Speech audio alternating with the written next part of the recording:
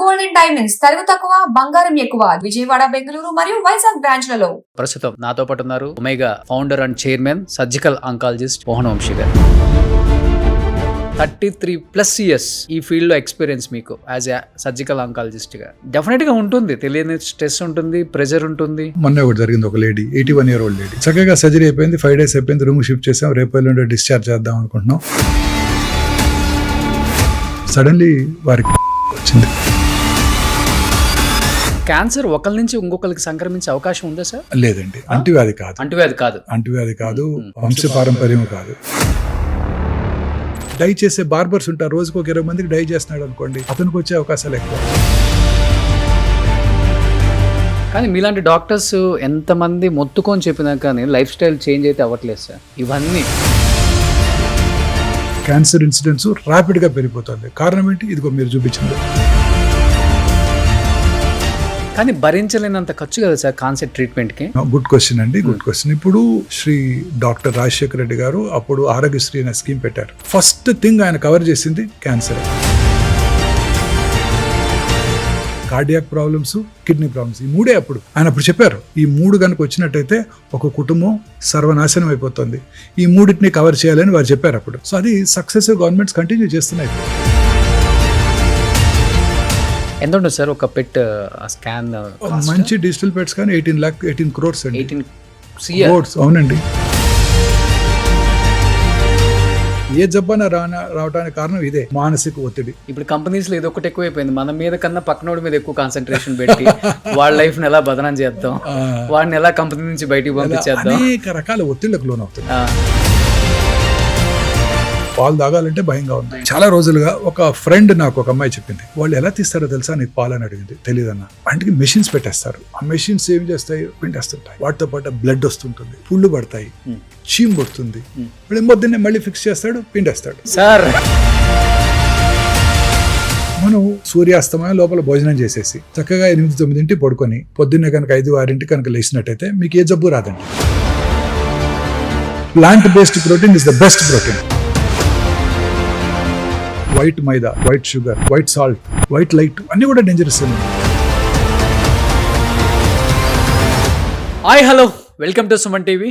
నేను మీ రోషన్. సో ప్రస్తుతం నాతో పాటు ఉన్నారు omega founder and chairman surgical oncologist Mohan Vamsi గారు.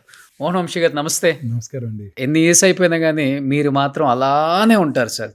చాలా యంగ్ కనిపిస్తారు. పేషెంట్స్ నాకు తెలిసినంత వరకు మీతో పాటు ఎక్కువ ఇయర్స్ ట్రావెల్ చేస్తూ ఉంటారు కదా. క్యాన్సర్ అంటే ఏదో ఒక 3 months, 4 months, 1 year ట్రీట్మెంట్ తీసుకుంటే ఒంట్లో నుంచి వెళ్ళిపోయేది కాదు. ఎన్నో ఇయర్స్ మీతో ట్రావెల్ చేసిన వాళ్ళు కూడా బయట కూడా డిస్కస్ చేస్తున్నారు, ఆయన ఏంటి అలానే ఉన్నారు, ఎవరండి అని అడుగుతుంటే అదేనండి మోహన్ వంశీ గారు అని. ఏంటి ఫస్ట్ సీక్రెట్ ఏంటి అసలుకి? I don't have any mental tensions. చాలా కంఫర్టబుల్గా పనిచేస్తుంటాను. Okay. I love what I do. Okay. మనకి బర్న్అవుట్ అవుతామన్న ఇది లేదు. I love what I do. Morning rounds చేయటం, ఓపీ చూడటం, I love that. Okay. I love operating. I love even now I operate 4 to 5 hours a day. But I love what I do అనే వాళ్ళు కూడా చాలా మంది ఉన్నారు, కానీ వాళ్ళు కొంచెం ప్రెషర్, స్ట్రెస్ ఇవన్నీ తీసుకుంటారు. వై? బికాస్ ఇప్పుడు మీరు దాదాపు 40,000 సర్జరీస్ చేశారు. 33+ years ఈ ఫీల్డ్లో ఎక్స్పీరియన్స్ మీకు యాజ్ ఎ సర్జికల్ ఆంకాలజిస్ట్గా. డెఫినెట్గా ఉంటుంది. తెలియని స్ట్రెస్ ఉంటుంది, ప్రెషర్ ఉంటుంది, డిప్రెషన్ ఉంటుంది. సమ్ టైమ్స్ డిప్రెషన్ ఉంటుందండి. ఎంతో కష్టపడి ఆపరేట్ చేస్తాము, ఏదో కాంప్లికేషన్ వస్తుంది, హార్ట్ అటాక్ వస్తుంది. చాలా ఆబ్వియస్గా మనం ఒక 8 hours కష్టపడి ఆపరేట్ చేసినాక 5 days తర్వాత పేషెంట్ రికవర్ అయిపోతాడు అనుకున్న సందర్భంలో మొన్న ఒకటి జరిగింది, ఒక lady 81 year old lady. Okay. చక్కగా సర్జరీ అయిపోయింది, 5 days అయిపోయింది, రూమ్ షిఫ్ట్ చేసాం, రేపు ఎల్లుండి డిశ్చార్జ్ చేద్దాం అనుకుంటున్నాం. ఓకే. సడన్లీ వారికి హార్ట్ అటాక్ వచ్చింది. అయ్యో. సడన్గా she went into cardiac failure, resuscitate చేయాల్సి వచ్చింది. She survived. ఆ 3 రోజులు కొంచెం మాకు కూడా టెన్షన్గా ఉంటుంది. ఓకే. పేషెంట్స్ కూడా ఉంటుంది. వాళ్ళు ఆబ్వియస్లీ వాళ్ళు చాలా టెన్షన్ ఫీల్ అవుతుంటారు. ఎందుకు వచ్చింది డాక్టర్ గారు అంటారు. వాళ్ళకి అర్థం అవుతుంది, మనం we did our best. 8 years we did our best. Surgery చేయాలి, తప్పదు. సర్జరీ చేయకపోతే లైఫ్కే రిస్క్. వాళ్ళు అర్థం చేసుకుంటారు, ముందే చెప్తాం ఇవన్నీ. అయినప్పటికీ సో జనరల్గా ఇలాంటి కొంచెం మానసిక ఆందోళన కలిగించినా మిగతావేమీ నన్ను డిస్టర్బ్ చేయవు. ఓకే. మీరు చెప్పినట్టుగా ఒక డాక్టర్గా మీరు ఒక మాట అన్నారు, 81 year old ఉమెన్కి ఆపరేషన్ అయిపోయిన తర్వాత చిన్న కార్డియాక్ అటాక్, చిన్నది కాదు నిజంగా చనిపోయి ఉంటే చాలా కష్టం కష్టం అనిపించింది. అనిపిస్తుంది. 33 సంవత్సరాల ఎక్స్పీరియన్స్ ఉండి 40,000 సర్జరీలు చేసి ఎన్నో వేల పేషెంట్లు చూసి అంటే సక్సెస్ ట్రాక్ అనేది ఎంత బాగా డిస్కస్ చేసుకుంటారో ఇది కూడా ఎక్కువ మీకు వస్తుంది మైండ్లోకి, పేషెంట్స్కి రాదు, అవునండి. మాకు రాదు. కానీ చాలా తర్జన భర్జన పడతాం కదా సార్ మైండ్లో ఒక పేషెంట్ ఖచ్చితంగా. ప్రాణం కోల్పోయినప్పుడు. డెఫినెట్గా అండి, క్యాన్సర్ పేషెంట్స్ డెఫినెట్గా. ఒక ఇంట్రెస్టింగ్ అండ్ ఇంపార్టెంట్ విషయం ఏంటంటే అండి, మామూలుగా క్యాన్సర్ పేషెంట్స్కి for unknown reasons Hmm. Heart attack వచ్చే అవకాశాలు, Okay. బ్రెయిన్ స్ట్రోక్ వచ్చే అవకాశాలు, Hmm. కాళ్లలో రక్తం గడ్డగట్టే అవకాశాలు, తద్వారా పల్మనరీ ఎంబాలిజం అంటారు, వెరీ ఫేటల్ కండిషన్, ఓకే, ఇవి వచ్చే అవకాశాలు చాలా ఎక్కువ. ఎందుకు సార్? అది క్యాన్సర్ అనేది ఒక చిన్న ఇది కాదండి. ఇప్పుడు చేతి వేలి యొక్క చివరన ఒక చిన్న క్యాన్సర్ వచ్చినా ఇట్ సెక్రెట్స్ సెవరల్ ఫ్యాక్టర్స్, అంటే చాలా రకరకాల సబ్స్టెన్సెస్ని ఉత్పత్తి చేస్తుంది అది క్యాన్సర్. Hmm. ఉత్పత్తి చేసి మన బ్రెయిన్లో ఉన్న హైపోథెలమస్ దగ్గర కూడా యాక్ట్ చేసి ఆకలిని తగ్గించేస్తాయి, Hmm. అనేక రకరకాల ప్రాబ్లమ్స్ కలగజేస్తాయి. ఓకే. క్యాన్సర్ అంటే ఒక చిన్న ట్యూమర్ కాదు, చిన్న ట్యూమర్ ఏళ్ళు కట్ చేస్తాం క్యూర్ అయిపోయిందని కాదు అది. Hmm. అది రకరకాల సబ్స్టెన్స్ని సెక్రెట్ చేస్తుంది, బాడీ అంతా ప్రవహిస్తుంది, ఆ క్యాన్సర్ కణాలు బాడీ అంతా వెళ్ళిపోతాయి, రక్తనాళాల ద్వారా లింఫ్ నాళాల ద్వారా పాకుతూనే ఉంటాయి. ఓకే. క్యాన్సర్ అంటేనే పాకే గుణం. ఓకే. క్యాన్సరు అప్రతిహితంగా పెరగటంతో పాటు పాకుతూ ఉంటుంది. క్యాన్సర్కి న్యూట్రిషన్ ఎక్కడి నుంచి వస్తుందో తెలుసా మీకు? Hmm. మన బాడీలోంచి తీసుకుంటుంది, పేషెంట్ యొక్క బాడీలోంచి న్యూట్రిషన్ తీసుకుంటుంది. ఓకే. పేషెంట్ బాడీలోని న్యూట్రిషన్ తనకి రావాలంటే ఏం కావాలి? రక్తనాళాలు కావాలి, రక్త ప్రసారం కావాలి. సో అదేం చేస్తుంది? రక్తనాళాలని ప్రొడ్యూస్ చేసే పదార్థాలని స్టిమ్యులేట్ చేస్తుంది. ఓకే. సో కొత్త రక్తనాళాలు ప్రారంభమవుతాయి క్యాన్సర్లో. Hmm. Hmm. తద్వారా ఎక్కువ రక్తము పేషెంట్లోంచి క్యాన్సర్కి వెళ్తుంది. ఓకే. తద్వారా అందులో ఉన్న న్యూట్రియంట్స్ అంతా క్యాన్సర్ సంగ్రహించేస్తుంది అనమాట, ఓకే. ఓకే. దానికి కావాల్సిన ఫుడ్. తను తీసేసుకుంటుంది. ఓకే. అదే రక్తనాళాల ద్వారా తిరిగి శరీరంలో ఇతర భాగాలకు పాకిపోతుంది. చూడండి. So that's very smart tumour. Cancer is much smarter than scientist. Okay. మనం ఎన్నో రకరకాల మెడిసిన్స్ కనుక్కుంటున్నాం, వాటిని ఎలా ఓవర్కమ్ చేయాలని ఆ క్యాన్సర్ కణాలు ఆలోచిస్తూ ఉంటాయి. అవును. They very smart. సో కానీ ఇప్పుడు సైన్స్ అంతా కూడా, రీసెర్చ్ అంతా కూడా దీని మీద జరుగుతుందండి. ఆ రక్తనాళాల ప్రొడక్షన్ని ఆపేస్తే వాస్కులర్ ఎండోథీలియల్ గ్రోత్ ఫ్యాక్టర్ అంటారు. అవును. ఆ వాస్కులర్ రక్తనాళాన్ని పెంచే పదార్థాన్ని, దాన్ని బ్లాక్ చేస్తే క్యాన్సర్కి రక్త ప్రసారం ఆగిపోతుంది, తద్వారా తనకి న్యూట్రిషన్ తగ్గిపోతుంది, పాకే గుణం తగ్గిపోతుంది. దీని మీద చాలా రీసెర్చ్ జరుగుతుంది. పాసిబుల్ అవుతుందా సార్? అవుతుంది. ఇప్పుడు Okay, ఆల్రెడీ వచ్చేసింది ఒక మెడిసిన్, ఎంతో అందుబాటులో ఉంది, చాలా కాలంగా అందుబాటులో ఉంది. ఓకే. అన్ని రకాల అడ్వాన్స్డ్ క్యాన్సర్లో ఇప్పుడు అది వాడటం జరుగుతుంది. ఇప్పుడు అది వచ్చేస్తే ప్రపంచం అంతా క్యాన్సర్ రావటమే అంటే మానేస్తుంది. ఇంకా చెప్పాను కదా, cancer is much smarter than scientist. అది ఇంకొంచెం ఎక్స్ట్రా డెవలప్ చేస్తూనే ఉంటుంది. ఓకే. సో అంటే రీసెర్చ్ ఈజ్ అండర్వే అండి. క్యాన్సర్ రకరకాలుగా క్యాన్సర్ని కంటైన్ చేయడానికి సైంటిస్టులు వర్క్ చేస్తున్నారు. ఓకే. ఒకటి, మన బాడీలో మనందరికీ తెలుసు అబౌట్ 22,000 ప్రోటాన్ కోడింగ్ జీన్స్ ఉంటాయని. మన జెనోమిక్ మ్యాపింగ్ జరిగిపోయింది.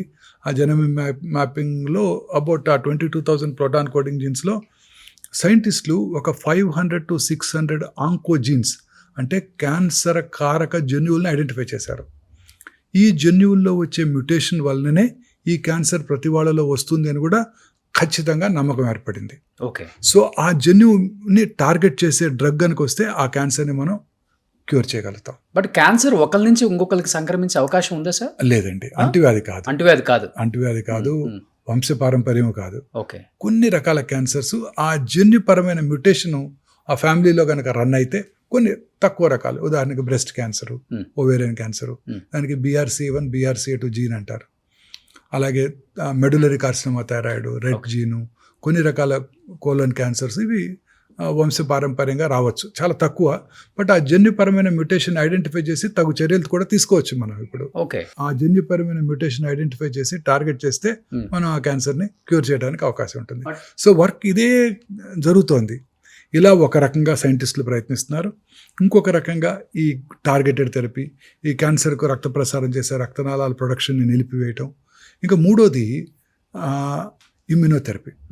వెరీ ఇంట్రెస్టింగ్ థింగ్ ఏంటంటే, మన బాడీలో మీరు కరోనా టైంలో వినే ఉంటారు, నాకు యాంటీబాడీస్ ఉన్నాయి, మీకు యాంటీబాడీస్ ఎన్ని ఉన్నాయి, నీకు తక్కువ ఉన్నాయా, వ్యాక్సిన్ తీసుకున్నావా అని అడుగుతూ అనుకునేవాళ్ళం మనందరం కూడా. సో అలా యాంటీబాడీస్తో పాటు మన బాడీలో సెల్యులర్ ఇమ్యూనిటీ కూడా ఉంది. అంటే సెల్ మీడియేటెడ్ ఇమ్యూనిటీ, వాటినే T cells అంటారు, వాటినే కిల్లర్ సెల్స్ అని కూడా అంటారు. అవి ఏం చేస్తాయంటే మన బాడీలోకి వచ్చే బ్యాక్టీరియా, వైరస్, క్యాన్సర్ కణము, అన్నిటిని ట్రాన్స్ప్లాంటెడ్ ఆర్గన్, ఫర్ ఎగ్జాంపుల్ ఎవరైనా ట్రాన్స్ప్లాంట్ చేసుకున్నారు కిడ్నీ ట్రాన్స్ప్లాంట్, ఆ సెల్యులర్ ఇమ్యూనిటీ, ఆ సెల్ మీడియేటెడ్ ఇమ్యూనిటీ ఏం చేస్తుంది, వెళ్ళి ఆ ట్రాన్స్ప్లాంట్ అయిన ఆర్గన్ని డిస్ట్రాయ్ చేసేస్తుంది. అందుకే కిడ్నీ ట్రాన్స్ప్లాంట్ తర్వాత, లివర్ ట్రాన్స్ప్లాంట్ తర్వాత చాలా కాలం ఇమ్యూనో సప్రెసివ్ థెరపీ మీద ఉంచుతారు, సో దట్ మన ఓన్ ఇమ్యూనిటీ మనకి ట్రాన్స్ప్లాంట్ చేసిన కిడ్నీని డ్యామేజ్ చేయకుండా. ఓకే. సో ఈ సెల్స్ని పొటెన్షియేట్ చేయటం ఇమ్యూనోథెరపీ. ఓకే. క్యాన్సర్ సెల్స్ ఏం చేస్తాయంటే, దే ఆర్ వెరీ స్మార్ట్, మనం ఆల్రెడీ డిస్కస్ చేసాం. క్యాన్సర్ సెల్స్ ఏం చేస్తాయంటే ఈ టీ సెల్స్ని బ్లాక్ చేస్తాయి. వాటిని అన్బ్లాకింగ్నే ఇమ్యూనోథెరపీ అంటారు, ఓకే. అన్మాస్కింగ్ అని కూడా అంటారు. సో బ్లాక్ చేయకుండా చూసినట్టయితే ఈ టీ సెల్స్ వెళ్ళి క్యాన్సర్ని చంపేస్తాయి. అంటే మన ఓన్ ఇమ్యూనిటీని బూస్ట్ చేసి క్యాన్సర్ని చంపేస్తున్నాం అనమాట. ఇలా రకరకాలుగా క్యాన్సర్ని కంటైన్ చేయడానికి సైంటిస్టులు వర్క్ చేస్తున్నారు. Okay. Gene therapy, immunotherapy, targeted therapy, రకరకాల థెరపీస్ ద్వారా, in addition to chemotherapy, surgery and radiotherapy. Okay. ఇలా అనేక రకాలుగా సైంటిస్టులు వర్క్ చేస్తున్నారు. మాక్సిమం రీసెర్చ్ ప్రపంచంలో క్యాన్సర్ మీదే జరుగుతుంది. కానీ మీరు చెప్పినట్లుగానే ఒక టాబ్లెట్ వేసుకుంటే ఇంకా క్యాన్సర్ అనేది ఏ మనిషికి రాదు అనే ఒక న్యూస్ వింటే మాత్రం ఊపిరి పీల్చుకుంటారు సార్, కదా? Very true, very true. అప్పుడు హాస్పిటల్స్ అన్ని జస్ట్ వచ్చేస్తాయండి. కొత్త కొత్త ప్రాబ్లమ్స్ వస్తున్నాయండి. అగైన్ కొత్త కొత్త ప్రాబ్లమ్స్ వస్తున్నాయి. That's not one cancer, it's a spectrum of disease. ఒక క్యాన్సర్ కాదు, రకరకాల క్యాన్సర్ కణాలు, రకరకాల ప్రవర్తన ఉంటాయన్నమాట. మీరు అన్నట్టు we have to conquer this disease. Exactly. మానవాళికి అత్యంత ముప్పు కలిగిస్తున్న ఈ డిసీజ్. ఇప్పుడు ఉదాహరణకి భారతదేశం యొక్క పాపులేషన్ 1.54 బిలియన్స్ కదండి. చైనా పాపులేషన్ ఎంత అండి? ఒక 400,000 తక్కువ, 1.51 49 బిలియన్. చైనాలో సంవత్సరానికి చూసే కొత్త క్యాన్సర్ కేసులు ఏమో తెలుసా మీకు? 4.5 lakhs నుంచి 5 lakhs వరకు ఉంది.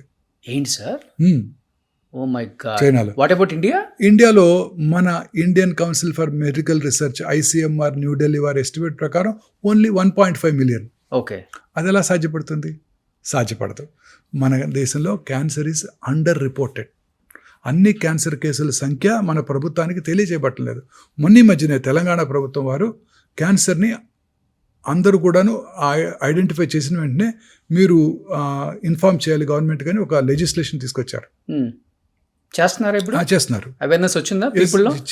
By law we have to do it. Okay.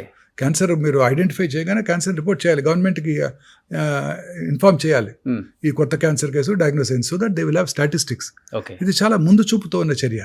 ఎందుకంటే ముందు స్టాటిస్టిక్స్ ఉంటే గవర్నమెంట్ తగు చర్యలు తీసుకోగలదు. ఎస్, బ్రెస్ట్ క్యాన్సర్లు ఎక్కువగా ఉన్నాయి, దీన్ని కంటైన్ చేయడానికి ప్రజల్లో మనం ఏం చేయాలి? ఈ పాపులేషన్ నిజామాబాద్ జిల్లాలో ఈ క్యాన్సర్ కేసులు ఎక్కువగా ఉన్నాయి, కారణం ఏమిటి?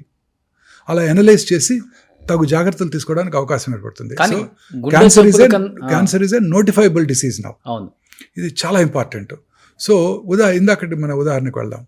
1.54 బిలియన్ ఉన్నా కూడా 1.5 మిలియన్ క్యాన్సర్సే అంటున్నారు. అన్అఫిషియల్ కదా, గవర్నమెంట్ ఎస్టిమేట్ ప్రకారం. బట్ సైంటిస్టులు, డాక్టర్లు బిలీవ్ చేసేది ఏంటంటే దీనికి 3 రెట్లు ఎక్కువ ఉంటుంది ఇండియాలో అని. అంటే చైనా కన్నా ఎక్కువ ఉంది మన దగ్గర. వాళ్ళు హెల్దీ లైఫ్, మనది అన్హెల్దీ లైఫ్ స్టైల్ కదా, మన తినే ఆహారం అంతా. America population 340 million.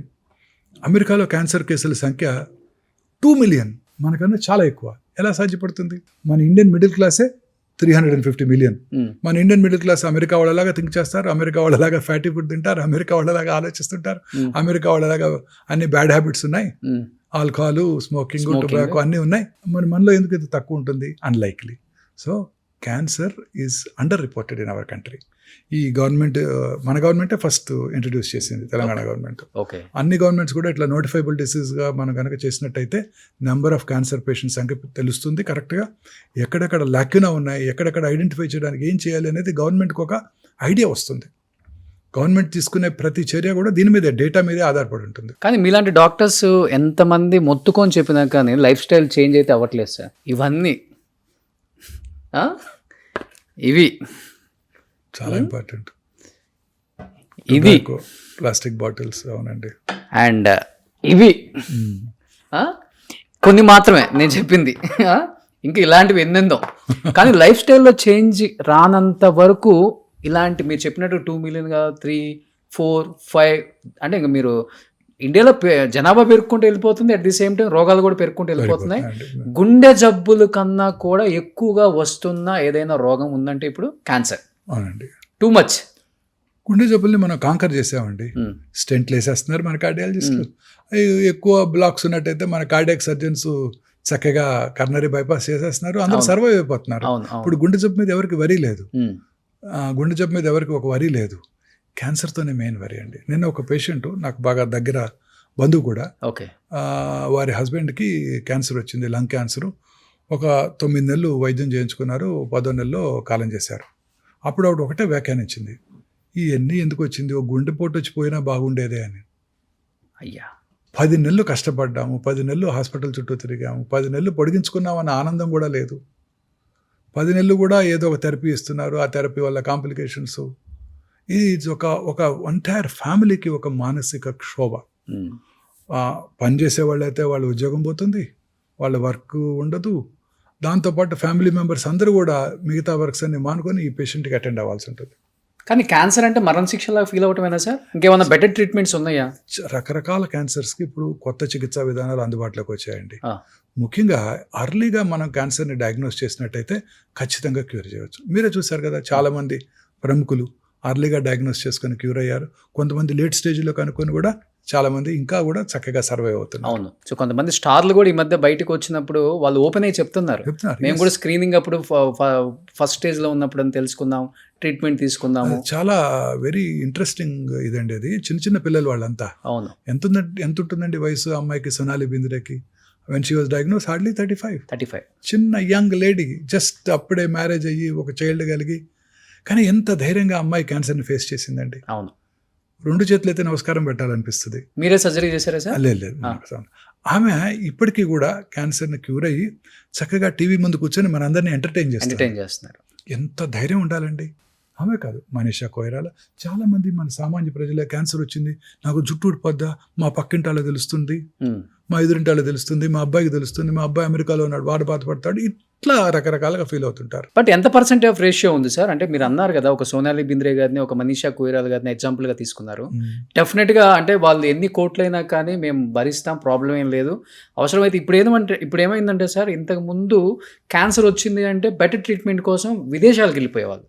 ఇప్పుడు అలాంటి విదేశాల్లో దొరికే ట్రీట్మెంట్ మన ఇండియాలో, మన హైదరాబాద్లో కూడా ఉంది కదా. అవునండి, హైదరాబాద్లో అందుబాటులో ఉంది, మన కరీంనగర్లో అందుబాటులో ఉంది, గుడివాడలో కూడా అందుబాటులో ఉంది.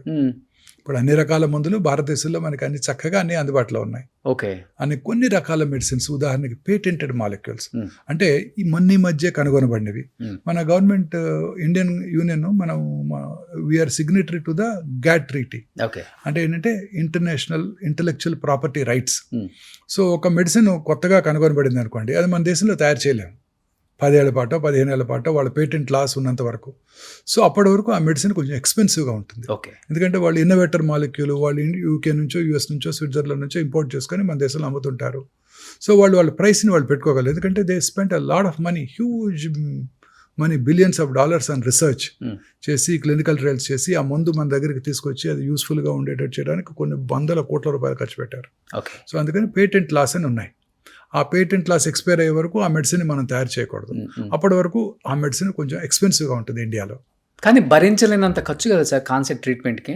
మరి మిడిల్ క్లాస్ వాళ్ళు, అబవ్ మిడిల్ క్లాస్ వాళ్ళు కూడా తట్టుకోలేని రేంజ్కి వెళ్ళిపోయింది కదా. అలాంటి మాలిక్యూల్సే ఎక్స్పెన్సివ్, మిగతావన్నీ తక్కువ ఖర్చులో జరుగుతున్నాయి. తక్కువ ఖర్చు అంటే మిగతా వాళ్ళు కూడా 2-3 ఎకరాలు అమ్ముకుంటే కానీ క్యాన్సర్ని జయించే వాళ్ళు ఎంతమంది ఉన్నారు? గుడ్ క్వశ్చన్ అండి, గుడ్ క్వశ్చన్. ఇప్పుడు భారతదేశంలో ముఖ్యంగా way back in 2004 Shri doctor Rajasekhara Reddy garu అప్పుడు ఆరోగ్యశ్రీ అనే స్కీమ్ పెట్టారు. ఫస్ట్ థింగ్ ఆయన కవర్ చేసింది క్యాన్సరే. Okay. Cancer, cardiac problems, kidney problems, ఈ 3 అప్పుడు ఆయన అప్పుడు చెప్పారు. ఈ 3 కనుక వచ్చినట్టయితే ఒక కుటుంబం సర్వనాశనం అయిపోతుంది, ఈ 3టిని కవర్ చేయాలని వారు చెప్పారు అప్పుడు. సో అది సక్సెసివ్ గవర్నమెంట్స్ కంటిన్యూ చేస్తున్నాయి. ఇప్పుడు మనకి ఇక్కడ తెలంగాణలోను, ఆంధ్రాలో కూడా ఆరోగ్యశ్రీ, అలాగే central government scheme Ayushman Bharat, ఇది కూడా మన ఆరోగ్యశ్రీ నుంచే అది డిరైవ్ అయింది. ఫస్ట్ ఆయనే ఆ బ్రెయిన్ వేవ్ వచ్చింది ఆయనకే, రాజశేఖర రెడ్డి గారికి. ఇలా చేయవచ్చు అనే ఒక బ్రెయిన్ వేవ్ వచ్చింది ఆయనకే. అద్భుతమైన డాక్టర్ ఆయన. సో రోజు ఆయన చూస్తూ ఉన్నారంట. అప్పుడు ఒక సీనియర్ ఐఏఎస్ ఆఫీసర్ చెప్పారు నాకు, ఆయన ఆ ఆఫీసర్ గారిని రోజు రమ్మన్నారంట ఆయనతో పాటు. దేనికి?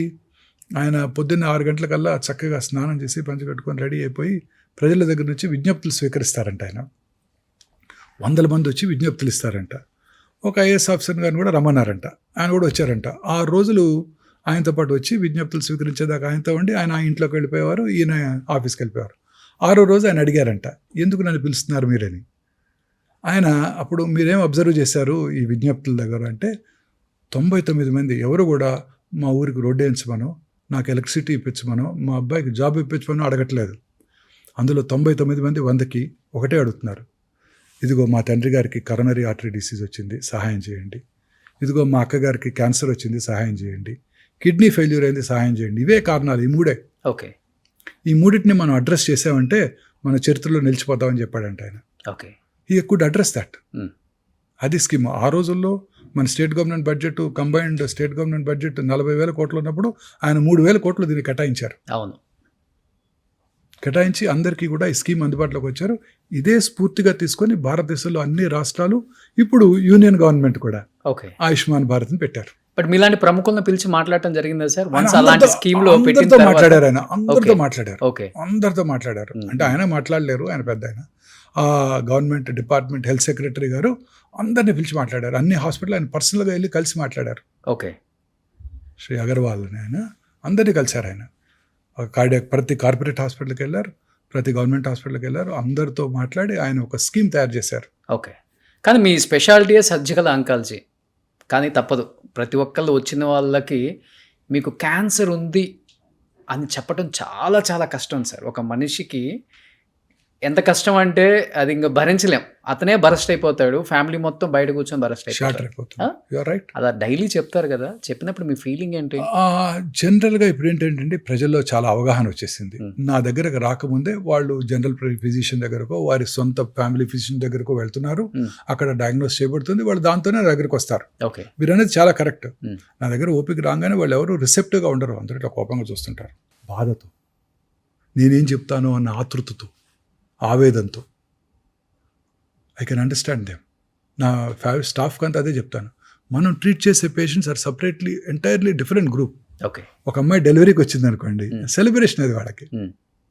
చక్కగా మాట్లాడుతుంటారు, స్టాఫ్తో స్వీట్స్ పంచిపెట్టుకుంటుంటారు. ఇది అలా కాదు. ప్రతి వాళ్ళు ఎంతో డిప్రెషన్తో లోనవుతుంటారు. 2 రకాలుగా. ఒకటి, ఫస్ట్ సొంత వాడిని కోల్పోతున్నారు, కోల్పోతామేమోనన్న భయం. రెండోది, ఆర్థికంగా మీరు అన్నట్టు డ్రైన్ అవుట్ అయిపోతారు పూర్తిగా. సో డ్రైన్ అవుట్ అవుతారు. Cancer treatment is prohibitively expensive. కారణం ఏంటండి? ఈ ఎక్విప్మెంట్ అంతా కూడా. ఇప్పుడు ఉదాహరణకి పెట్ సిటీ స్కాన్ మెషిన్ అన్నీ కూడా ఇంపోర్టెడే. ఇంపోర్ట్ చేసుకుని మనం కొన్నప్పుడు 27% కస్టమ్సే కట్టాలి. మొన్నటి వరకు 37%, ఈ మధ్య తగ్గించారు 1 year బ్యాక్. ఎంత ఉంటుంది సార్ ఒక పెట్ స్కాన్? మంచి డిజిటల్ పెట్స్ కానీ 18 crores అండి. 18 crores. అవునండి. పెట్ ఎంఆర్ఐ ఇంకో కొత్త పరికరం అందుబాటులోకి వచ్చింది. పెట్ ఎంఆర్ఐ విత్ పెట్ $5 million. అన్నిటికీ మళ్ళీ మన గవర్నమెంట్కి మనం కస్టమ్స్ కట్టాలి 27%. మొన్నటి వరకు 37%. ఇండియాలో తయారవుతున్నట్టయితే వాటిని కొనకుండా మీరు ఇంపోర్ట్ చేసుకుంటే కస్టమ్స్ కట్టమంటాం న్యాయం. ఇండియాలో తయారవ్వకపోయినా ఇంపోర్ట్ చేసుకుంటే వాటి కూడా కస్టమ్స్ కట్టమంటాం అంత న్యాయం కాదేమో. ఎందుకంటే లోపలికి వస్తుంటే సార్ ఒక జనరల్ హాస్పిటల్ ఉన్నట్టు ఉంది మీ హాస్పిటల్ కూడా. అన్ని హాస్పిటల్స్ అలానే ఉన్నాయి, ఎస్పెషల్లీ ఆంకాలజీ డిపార్ట్మెంట్. లేదండి, మాది కాదు. మీరు ఏ హాస్పిటల్ కానీ వెళ్ళండి, ఢిల్లీలో కానీ, బాంబేలో కానీ, హైదరాబాద్ కానీ అన్ని అలానే ఉన్నాయి. క్యాన్సర్ హాస్పిటల్స్ అన్ని అలానే ఉంటాయి, అన్ని అలానే ఉంటాయి. మీకు చిన్న ఇంట్రెస్టింగ్ థింగ్ చెప్తాను. నేను ఇండో అమెరికన్ క్యాన్సర్ హాస్పిటల్, ఇప్పుడు బసవతారక హాస్పిటల్, అప్పుడు నేను జాయిన్ అయిన రోజు అక్కడ జాయిన్ అయ్యాను 2002లో, అంటే కరెక్ట్గా 24 సంవత్సరాల క్రితం. అదొక్కటే ప్రైవేట్ క్యాన్సర్ హాస్పిటల్ ఆ రోజు. ఓకే. అంటే 2 decades బ్యాక్. 45 మందే పేషెంట్స్ కౌచ్ మీద. హార్డ్లీ ఇన్ పేషెంట్స్ ఒక 12-13. అది ప్రైవేట్లో అదొక్కటే ప్రైవేట్లో కాదు, మొత్తం హైదరాబాద్ సిటీకి అదొక్కటే లైనర్ యాక్సిలరేటర్. ఓకే. అంటే అడ్వాన్స్డ్ రేడియేషన్ చికిత్సా పరికరం అదొక్కటే. ఇప్పుడు 45 ఉన్నాయి. ఏ మెషిన్ మీద ఖాళీ లేదు. 2 దశాబ్దాలలో నా కళ్ళ ముందు వచ్చిన మార్పు ఇది. క్యాన్సర్ ఇన్సిడెంట్స్ ర్యాపిడ్గా పెరిగిపోతుంది. కారణం ఏంటి? ఇదిగో మీరు చూపించినవే. లైఫ్ స్టైల్, తీసుకునే డయట్, లైఫ్ స్టైలు, మానసిక సంఘర్షణ, ఆందోళన, ప్రశాంతత లేకపోవటం. ఒకసారి క్లుప్తంగా చెప్పగలరా సార్? లైఫ్ స్టైల్ అన్నారు కాబట్టి డెఫినెట్గా ఈ పాడ్కాస్ట్ కొన్ని కోట్ల మంది చూస్తారు ఈరోజు.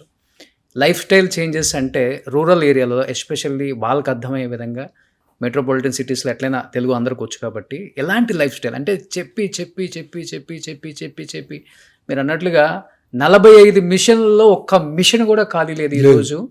మార్నింగ్ స్టార్ట్ అయితే మిడ్ నైట్ వరకు, అసలు మిడ్ నైట్ కాదు, ఏ హాస్పిటల్లోనూ ఖాళీ లేదు. అట్లా అయిపోయింది. గవర్నమెంట్ హాస్పిటల్లో ఖాళీ లేదు, ప్రైవేట్ హాస్పిటల్లో ఖాళీ లేదు, ఎక్కడా లేదు, దేశంలో ఎక్కడా లేదు. How we will change our lifestyle? In spite of 70% of Indian districts do not have cancer hospitals. ఒక సౌత్ ఇండియాలోనేనండి క్యాన్సర్ హాస్పిటల్స్ ఎక్కువగా ఉంది, అన్ని చోట్ల ఈవెన్గా ఉంది. మీరు నార్త్కి వెళ్తే ఒక్కటి కూడా లేదు. ఉదాహరణకి మధ్యప్రదేశ్లో మహాకౌశల్ ఏరియా నుండి 18 డిస్ట్రిక్ట్స్ ఒక్కటే క్యాన్సర్ హాస్పిటల్, జబల్పూర్లో. అవును, అన్ని చోట్ల అంతేనండి, చాలా తక్కువ నార్త్ ఇండియాలో. ఇప్పుడిప్పుడే కొత్త కొత్త క్యాన్సర్ హాస్పిటల్ అక్కడ కూడా గవర్నమెంట్ చూస్తుంది. And last year union government కూడా మిసెస్ సీతారామన్ గారు వారి బడ్జెట్లో 300 అవుట్ పేషెంట్ క్యాన్సర్ చికిత్సా కేంద్రాలను ఏర్పాటు చేయాలని ప్రతిపాదించారు. ఓకే, స్టేట్ గవర్నమెంట్స్ అన్నీ కూడా మోటివేట్ చేయాలి ఈ క్యాన్సర్ చికిత్సా కేంద్రాలను ఏర్పాటు చేయడానికని. సో బేసిక్గా రెగ్యులర్ లైఫ్ స్టైల్లో ఎలాంటి చేంజెస్ ఉంటే దీన్ని అసలు మనం అరికట్టచ్చు సార్? సార్, నా ఉద్దేశంలో మోస్ట్ ఇంపార్టెంట్ మనం తీసుకునే ఆహారం, ఓకే, మనం ఎక్స్పోజ్ అయ్యే ఎన్విరాన్మెంట్. ఓకే, ఉదాహరణకు మీరు అన్నారే గ్రామీణ ప్రాంతాల్లో మన ప్రజలు ఎలాంటి లైఫ్ స్టైల్ ఉంచుకోవాలి, అర్బన్ ఏరియాలో ఎలా ఉండాలి అనేది. గ్రామీణ ప్రాంతాల్లో ఇప్పటికీ కూడా క్యాన్సర్ ఇన్సిడెన్స్ చాలా తక్కువగా ఉందండి. అర్బన్ ఏరియాస్తో పోల్చినట్టయితే మన భారతదేశంలోని గ్రామీణ ప్రాంతాల్లో కొత్త క్యాన్సర్ కేసుల సంఖ్య పెద్దగా పెరగలేదు.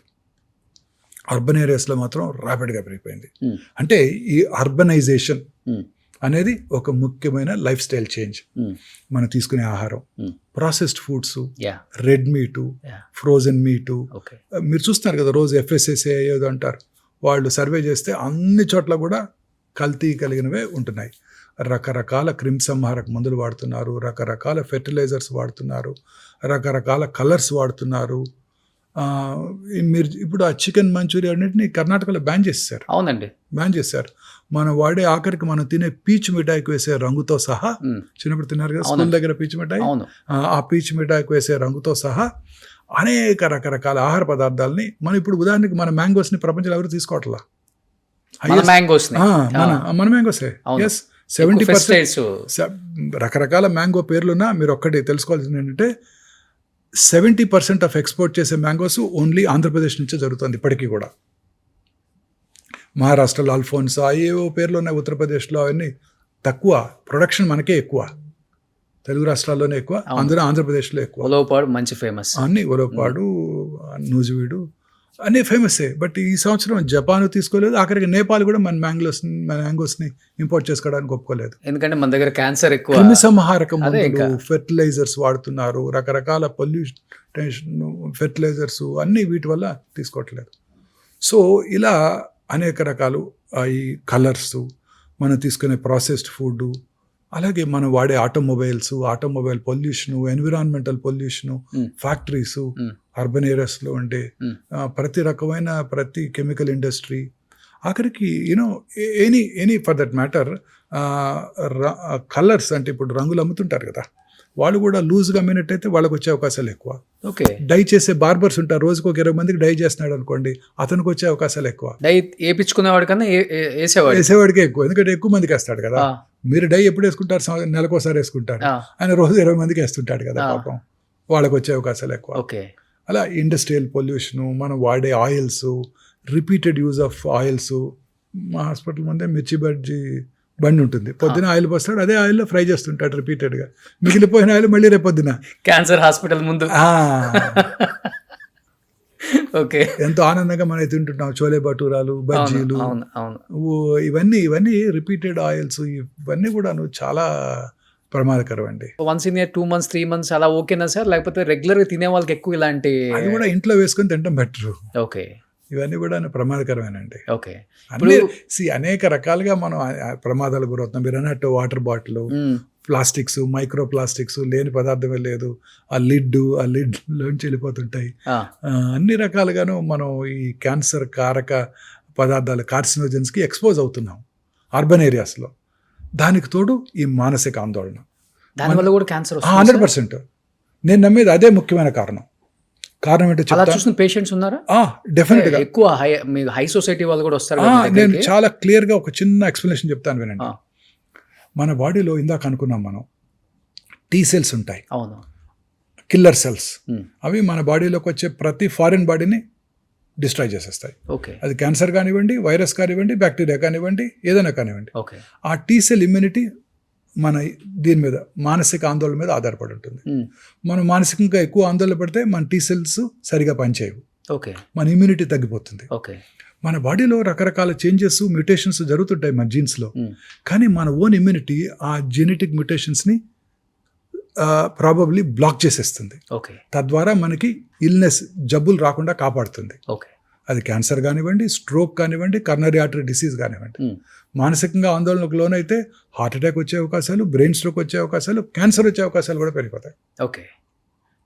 సో అన్నిటికన్నా ఇంపార్టెంట్ నా ఉద్దేశం, ఇవన్నిటికన్నా ఇంపార్టెంట్ నా పర్సనల్ ఉద్దేశం ఇదే. క్యాన్సర్ రావడానికి కానివ్వండి, ఏ జబ్బన రావడానికి కారణం ఇదే, మానసిక ఒత్తిడి. మానసిక ఒత్తిడి. మన అబ్బాయికి నీటిలో సీట్ రాలేదు, పక్క అబ్బాయికి వచ్చింది, పక్కింట్లో అబ్బాయికి వచ్చింది. మనకేమో మారుతి కారు ఉంది, పక్కింట్లో వాళ్ళేమో టయోటా కారు కొనుక్కున్నారు. ఇలా అనేక రకాల ఒత్తిళ్ళు. ఆ తర్వాత వర్క్ ప్లేస్ ప్రెషర్స్.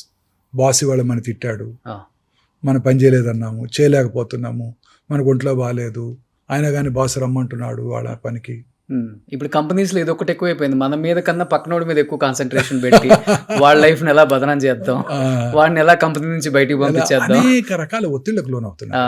పూర్వకాలంలో ఇవన్నీ ఉండేది కాదు. సంతోషం సగం బలం అన్నారు పెద్దలు, కానీ సంతోషం పూర్తి బలం అంటాను నేను. సంతోషం పూర్తి బలం. ఈ అనేక రకాల ఒత్తిళ్ళు. ఇంతకుముందు చక్కగా విలేజెస్లో దగ్గర వాళ్ళే మ్యారేజ్ చేసుకునేవాళ్ళు, వాళ్ళే హ్యాపీగా 5 రోజులు సెలబ్రేట్ చేసుకునేవాళ్ళు, వాళ్ళ ఇంట్లో పండించుకున్న కూరగాయలే తినేవాళ్ళు, వాళ్ళే షర్ట్ లేకుండా వెళ్ళి ఆ కూరగాయల పాదులు దువ్వి వాటర్ పోసి దాన్ని చక్కగా డెవలప్ చేసేవారు, పొలానికి వెళ్ళేవాళ్ళు, పని చేసుకునేవాళ్ళు, ఎండకి ఎక్స్పోజ్ అయ్యేవారు, విటమిన్ డి ఉండేది, ఇమ్యూనిటీ బాగుండేది, ఓకే, మానసిక ఆందోళన తక్కువగా ఉండేవి. వాళ్ళ గేదెలు పాలు పిండుకొని తాగేవాళ్ళు. ఇప్పుడు రకరకాల ఆక్సిటోసిన్, పాలు తాగాలంటే భయంగా ఉంది. నిజంగా నేను వెజిటేరియన్గా మారాను 30 ఏళ్ళ క్రితం. చాలా రోజులుగా ఒక ఫ్రెండ్ నాకు ఒక అమ్మాయి చెప్పింది, ఆమె వీగన్ అయిపోయింది. ఎందుకు అయిపోయావు వీగన్ అన్నాను. నేను కూడా ఒక 3 సంవత్సరాలు ట్రై చేశాను మధ్యలో. వీగన్ ఎందుకంటే వాళ్ళు ఎలా తీస్తారో తెలుసా నీకు పాలు అని అడిగింది. తెలియదన్నా. వాటికి మెషిన్స్ పెట్టేస్తారు. అవును. బఫెలో మిల్క్ కౌస్కి. ఆ మెషిన్స్ ఏం చేస్తాయి, పిండేస్తుంటాయి. వాటితో పాటు బ్లడ్ వస్తుంటుంది, వాటి బ్లడ్ వస్తుంది, పుళ్ళు పడతాయి, చీమ్ పడుతుంది. వాడు పొద్దున్నే మళ్ళీ ఫిక్స్ చేస్తాడు, పిండేస్తాడు. అవన్నీ నీ పాల్లోకి వస్తున్నాయి, నీకు తాగుబోద్దు అవుదా అని అడుగుతుంది అమ్మాయి. అబ్బా, అది తిన్నప్పుడు నాకు పెరుగు తింటుంటే ఒక స్పూన్ తినంగానే భయంగా ఉంది, బాధగా ఉంది. 3-4 రోజులుగా అసలు తినలేకపోతున్నాను పర్సనల్గా. ఇప్పుడు చాలా మంది న్యాచురల్ మిల్క్ అని చెప్పే వాళ్ళందరూ ప్యాకెట్స్ మానేస్తారు. ఇంకా ప్యాకెట్స్ న్యాచురల్ మిల్క్ అయినా మెషిన్ తోనే, మిషన్. అవును, 200% మీరు చెప్పింది కదా. అది ఇంజూర్ చేస్తుంది కదా. అవును. బ్లడ్ కారుతుంది కదా, పుండు పడుతుంది కదా, వాడికి తెలియదు కదా యాంటీబయాటిక్ రాసుకోవాలని అక్కడ. అవును. ఆ బాధ అంతా మనకే వస్తుంది కదా. ఎంత పాస్చరైజ్ చేసినా, అసలు ఎంత మరగబెట్టినా కానీ అది ఉంటుందా సార్? ఉన్నా లేకపోయినా మనసులో ఆ థాట్ నాకు తినబుద్ది కావట్లా. మీరు మానేసారు కంప్లీట్గా పాలు? 4 రోజుల నుంచి అసలు పూర్తిగా తినలేకపోతున్నాను. ఓ స్పూన్ తినగానే మనసులో అది గుర్తుకొస్తుంది అమ్మాయి చెప్పిన దగ్గర నుంచి. మీకు ఫామ్ హౌస్ లేదా? లేదు. 2 గేదెలు పెట్టుకున్నా సరిపోద్దేమో నిజమే. సో ఇలా రకరకాలుగా మనం ఈ కంటామినెంట్స్కి ఎక్స్పోజ్ అవుతున్నాం. సో మానసిక ఆందోళన ఇవన్నీ కూడా క్యాన్సర్ అవడానికి దోహదం చేస్తున్నాయి. ఇప్పుడు ఇది తర్వాత ఈ రాత్రి పూట ఒత్తిడి, లేట్గా ఇంటికి రావటం, 10ంటికి రావటం, మళ్ళీ ఆన్ టాప్ ఆఫ్ ఇట్ 2 గంటలు టీవీ చూడటం. ఆ తర్వాత లేకపోతే మనం ఉంది కదా మన దెయ్యం, మొబైల్స్, దాన్ని చూస్తూ పడుకోవటం, ఆ బ్లూ స్క్రీన్. మనం ప్రశాంతంగా 6 సూర్యాస్తమయం లోపల భోజనం చేసేసి, జెంట్స్ లాగా భోజనం చేసేసి చక్కగా 8-9 పడుకొని పొద్దున్నే కనుక 5-6 కనుక లేచినట్టయితే మీకు ఏ జబ్బు రాదండి. Okay, guarantee. క్యాన్సర్స్ అసలు రావు. ఎందుకంటే మనం ఇలా ప్రశాంతంగా పడుకున్నప్పుడు రాత్రి మిడ్నైట్ తర్వాత మెలటోనిన్ అనే హార్మోన్ ఉత్పత్తి అవుతుందండి. ఓకే, అది it has strong anti cancer properties. A time నుంచి ఏ టైం వరకు ఉంటుంది సార్? Midnight 12 to 1:30. ఓకే. మీరు రోజు 11 పడుకుంటే రాదు, మళ్ళీ మీకు 9 పడుకోవాలి. 9 పడుకొని 10 లేవండి, చక్కగా మెలటోనిన్ హార్మోన్ ఉత్పత్తి అవుతుంది. మీకు రకరకాల క్యాన్సర్స్ వచ్చే అవకాశాలు చక్కగా తగ్గిపోతాయి. ఇదే అసలు కారణం.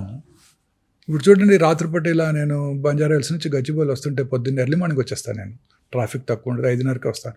అన్నీ వెల్ లిట్ టవర్స్, 30 అంతస్తులు 50 అంతస్తులు అన్ని చోట్ల అంతా లిట్ అవర్స్ అందరు పనిచేస్తుంటారు పాపం. Night duties. అంతా వాళ్ళ అమెరికన్ టైంకి పనిచేయాలి కదా మరి వాళ్ళు. ఇక్కడ వాళ్ళకి డే ఇక్కడ నైట్ కదా. కాల్ సెంటర్స్ అంటారు, బీపీ ఆఫీస్ అంటారు, రకరకాల ఆఫీసెస్ ఉన్నాయి కదా, జీసీసీస్ అంటారు, నైట్ పని చేస్తున్నారు. వీళ్ళందరికీ హార్మోనే ఉత్పత్తి అవ్వదు. కానీ మీరు చెప్పారు ఒక మాట, 30 years బ్యాక్ నాన్ వెజ్ వదిలేసాను అని. అవునండి, వదిలేసాను. ఏదైనా బలమైన రీజన్ ఉందా? బికాస్ ఆఫ్ రెడ్ మీట్ తిన్నా ఇవన్నీ? లేదండి, that was not a regular reason. I gave up 32 years ఇప్పటికి. 32 years నాన్ వెజ్ కానీ ఎగ్ కూడా తినండి. I'm very happy. Plant based protein is the best protein. Animal protein కన్నా plant based proteins are the best proteins.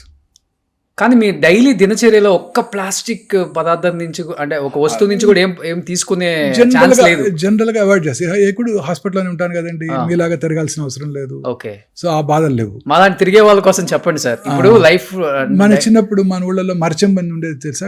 చిన్నపిల్లలు మీకు తెలియదు. అవును, మరచెం ఉంది. ఉందా? చూసారా ఎప్పుడైనా? షూర్. అలా స్క్రూ చేసి పట్టుకెళ్ళేవాళ్ళు. అలాంటిది పట్టుకెళ్ళాలి. వర్క్ ప్లేస్ క్యారీ చేయాలి. డెఫినెట్. రాగి మర్చంతో వాటర్ తాగండి. సో లక్కీగా నేను ఒక చోటే పని చేసుకుంటాను, నాకు అన్ని పక్కనే ఉంటాయి కాబట్టి నాకు అవసరం లేదు. బట్ మిగతా వాళ్ళు పని చేసుకునే వాళ్ళందరికీ అవసరమే కదా. అప్పుడు మనతో మీతో పాటు వచ్చారు మీ స్టూడియోకి ఇక్కడికి, అందరూ పాపం పొద్దున్న ఎప్పుడో బయలుదేరుతారు, వాటర్ తాగాలి, క్యారీ చేయలేరు, బైక్ మీద వస్తారు పాపం. ఇప్పుడు నేను వచ్చిన దగ్గర నుంచి ఒక 1 hour అయింది. మీ ఇక్కడంతా కూడా ఎక్కడ కూడా ఒక ప్లాస్టిక్ అంటే అంతా వాటర్ బాటిల్స్, గ్లాస్ సీసాలు అండ్ గ్లాసెస్ ఉన్నాయి. బ్లాక్ కాఫీ ఇచ్చారు, అది కూడా ఏదో some different type of. True.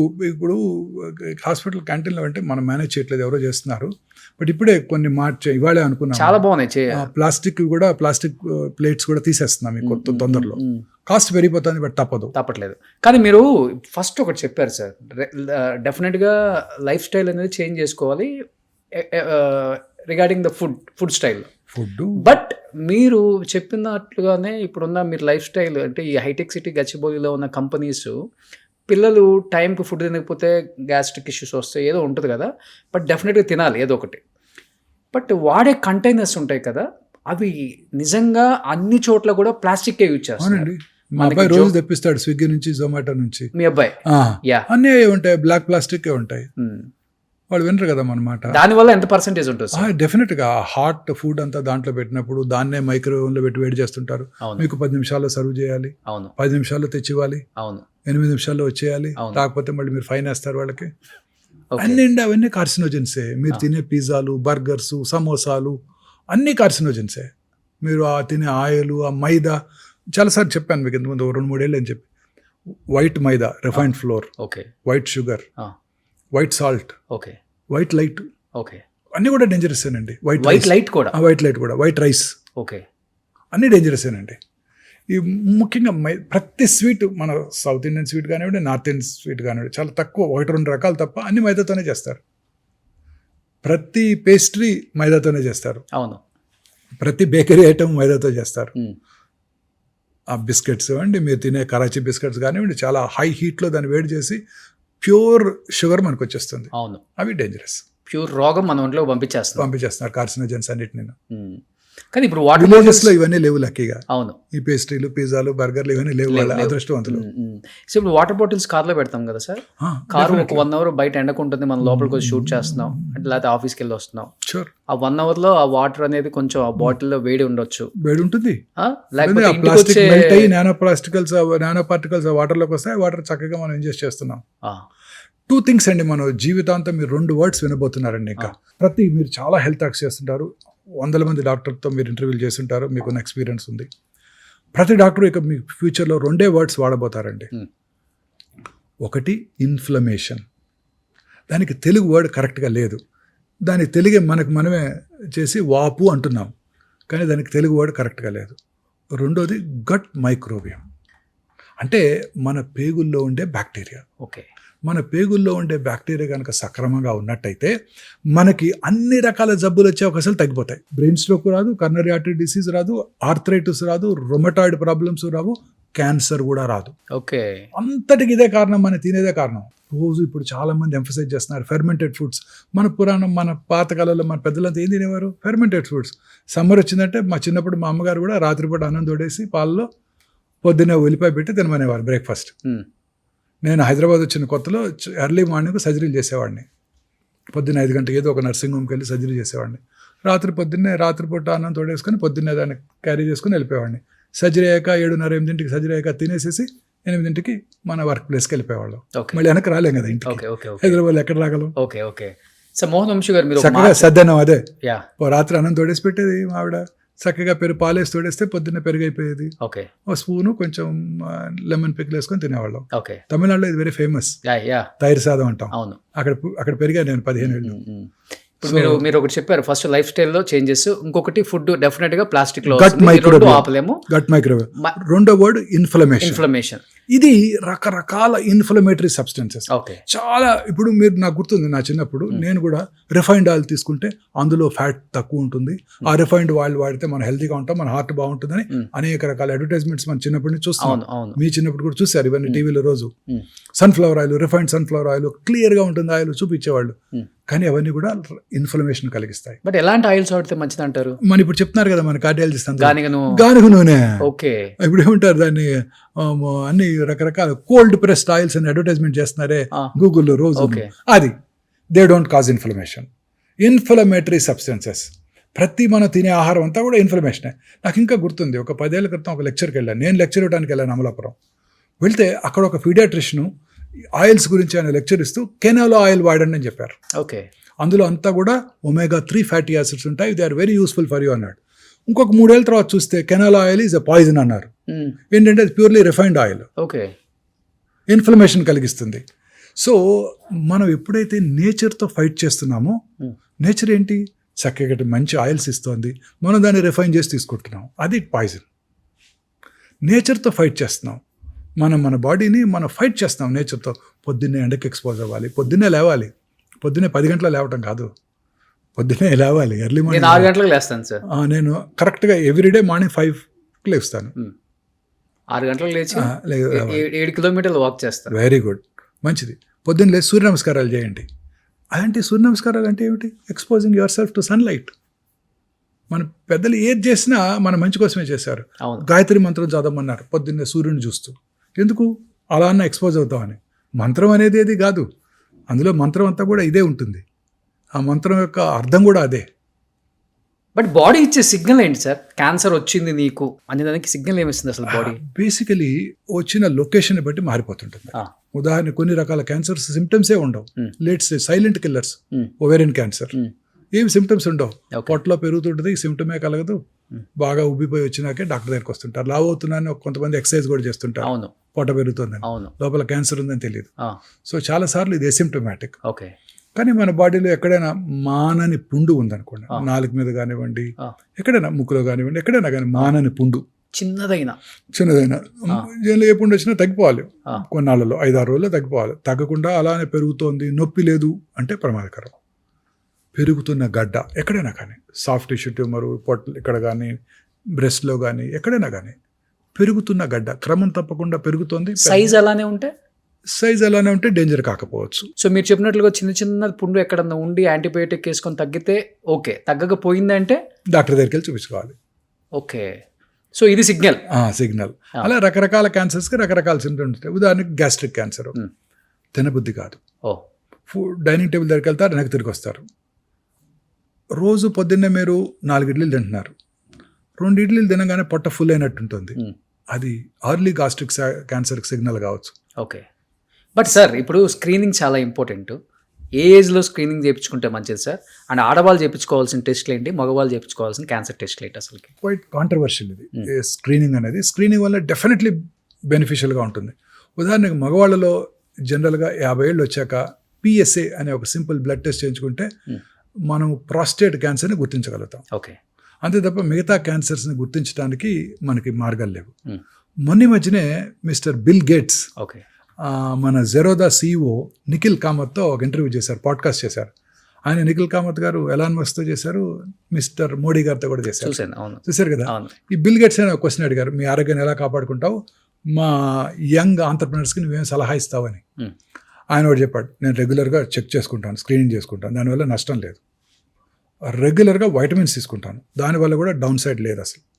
3వది ఇక ఇది ఒక్కటే క్యాన్సర్ వ్యాధి ఒకటే నాకు భయం కలిగిస్తుంది. ఉమ్, దీన్ని పట్టుకోవడానికి ముందుగానే ఒక జెనెటిక్ టెస్టింగ్ చేయించుకుంటున్నాను నేను. ఉమ్, ఆ టెస్ట్ అమెరికాలో ఇన్సూరెన్స్ కంపెనీలు కవర్ చేస్తున్నాయి, అన్ఫార్చునేట్లీ ఇండియాలో కవర్ చేయట్లేదు. ఉమ్, ఆ టెస్ట్ కనుక చేయించుకుంటే ఈ ట్రెడిషనల్ డయాగ్నోస్టిక్ టెస్ట్ పట్టుకోవడానికి way before you will diagnose this test అని వారు చెప్పడం జరిగింది. అది ఇప్పుడు హైదరాబాద్లో హెల్త్ సెంట్రిక్ అనే కంపెనీ ఉమ్.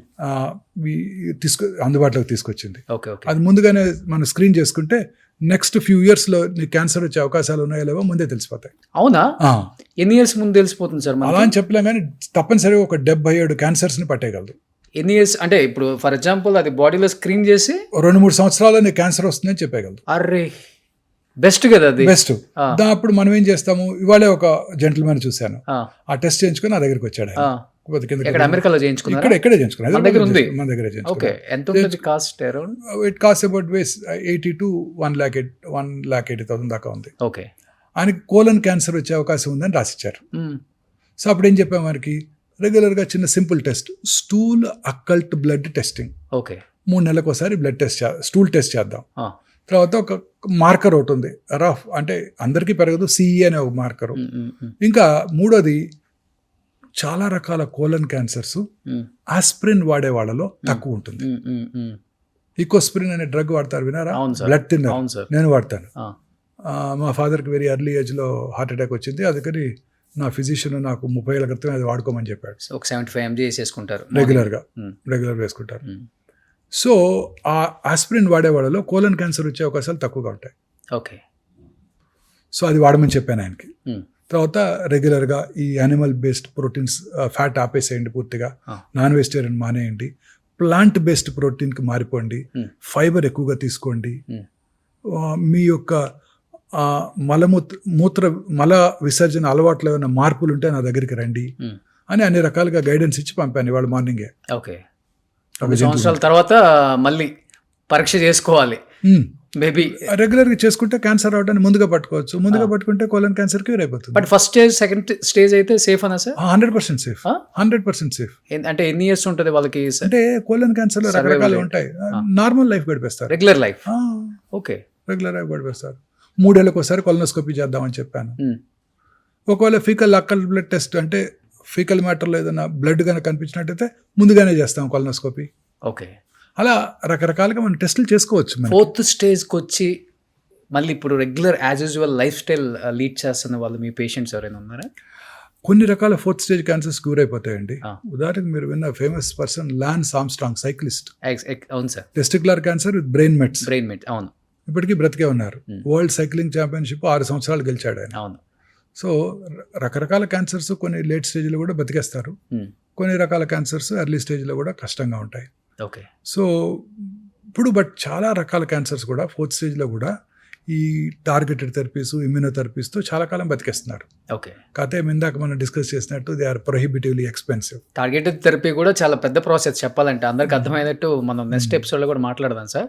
బట్ ఇప్పుడు చిన్న పిల్లలకు కూడా క్యాన్సర్ ఎక్కువైపోయింది సార్, 1 or 2 years. అలాంటి వాళ్ళని ట్రీట్ చేస్తున్నప్పుడు యాజ్ ఎ డాక్టర్గా పక్కన పెడితే యాజ్ ఎ ఫాదర్, మీరు కూడా గ్రాండ్ ఫాదర్, ఏమనిపిస్తుంటుంది? ఏడ్చిన సందర్భాలు ఉన్నాయా మీ లైఫ్లో? అయ్యా డెఫినెట్లీ అండి, పిల్లలు చూసినప్పుడు డెఫినెట్గా. మిగతా డిసీజెస్కి క్యాన్సర్కి కొంచెం తేడా ఉందండి. మిగతా డిసీజ్ మీరు కోలిసిస్టేట్ మీకు ఆపరేట్ చేస్తే మళ్ళీ మీకు కనపడ్డావు. కర్నరీ బైపాస్ చేసామనుకోండి, ఆ పేషెంట్ మళ్ళీ మీ దగ్గరికి రాడు. ఇంటి దగ్గర ఉన్న కార్డియాలజిస్ట్ చూపించుకుంటూ ఉంటాడు, లేకపోతే తన కార్డియాలజిస్ట్ చూపించుకుంటుంటాడు. మా డిసీజ్ అలా కాదు, మాతో పాటే ఉంటారు, వస్తూనే ఉంటారు పాపం.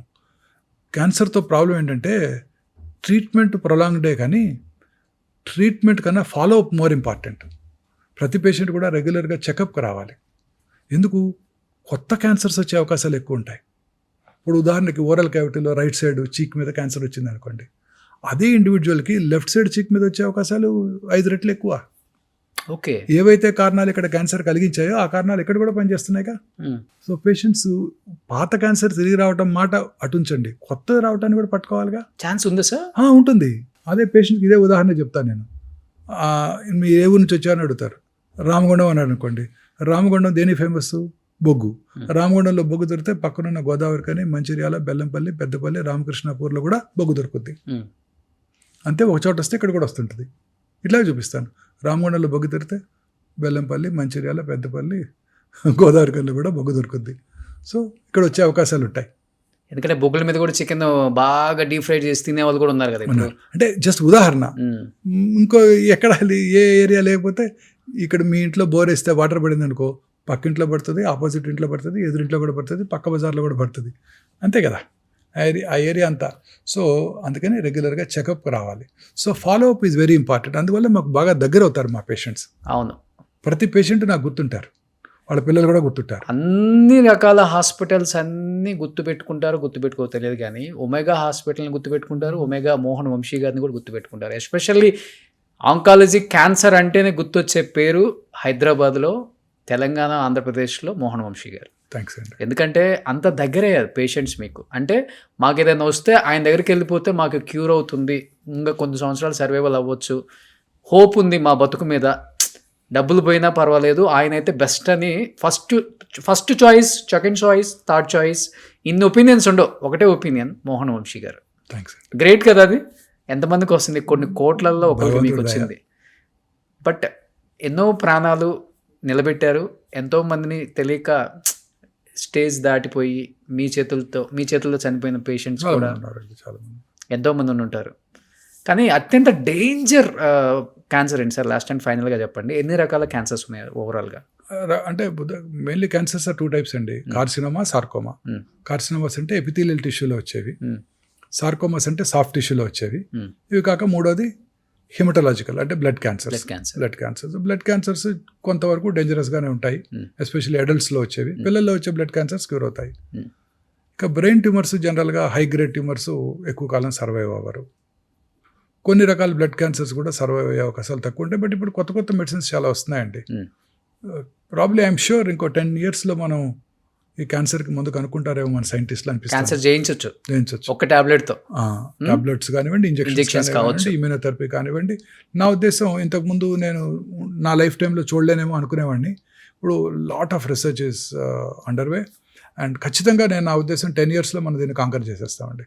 3 decades మీరు చాలా చేంజెస్ చూశారు కదా. ఇంకా మాక్సిమం 10 years అండి. We will be able to conquer. ఒక డికేడ్లో కాంకర్ చేస్తారు సైంటిస్టులు అనగా. సో లాస్ట్ అండ్ ఫైనల్గా ఈ పాడ్కాస్ట్ చూసే కొన్ని కోట్ల మందికి ఏం చెప్పాలనుకుంటున్నారు? రెగ్యులర్గా ఆకుకూరలు, ఫ్రెష్ ఫ్రూట్స్, వెజిటబుల్స్ ఎక్కువగా తీసుకుంటూ, యానిమల్ ఫుడ్కి దూరంగా ఉంటూ, అలాగే దురలవాట్లకి స్మోకింగ్, ఆల్కహాల్ లాంటివి కూడా దూరంగా ఉంటూ, రెగ్యులర్గా ఎక్సర్సైజ్ చేస్తూ, లీన్ బాడీ మాస్ మెయింటైన్ చేస్తూ, మానసికంగా ఆందోళన లేకుండా ఉన్నట్టయితే క్యాన్సర్ని ఖచ్చితంగా జయించవచ్చు. సో ఫైనల్గా సార్లాగా ఉంటే అన్ని జయించవచ్చు మనం కూడా. సో 33 years బ్యాక్ ఆయన ప్రాక్టీస్ స్టార్ట్ చేసిన 33 years అబ్బాయిలాగే ఉన్నారు. So thanks for the complement. Thank you so much sir. So second ఎపిసోడ్లో ఇంకా చాలా విశేషాలు తెలుసుకున్నాం. Thank you so much. Thanks అండి.